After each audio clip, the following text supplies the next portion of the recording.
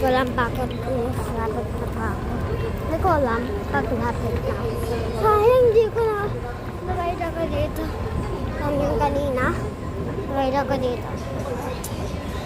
So, mahip. Hindi pa dito. Kita, may makeup ako. Naka-filter na ba ako? Kasi ang ganda ko. Okay lang shiny yung mukha ko. Ngayon ang filter ko eh. Na-shiny yung mukha ko.